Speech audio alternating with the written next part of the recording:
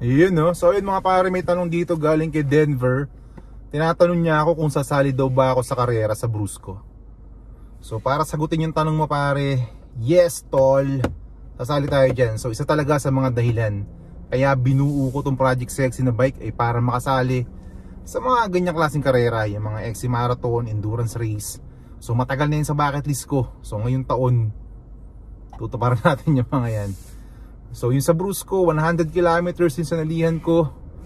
So sana kayanin. Sa pagkakaalala ko, yung requirement doon dapat nakatapos ka ng at least 30 kilometer na race. Tapos yung tungkol naman sa fitness, bahala ka na mag-decide sa sarili mo kung fit ka. Pero dapat meron kang ano yan may medical certificate ka. Pero so, yun nga, sasali tayo dyan, 100 kilometers.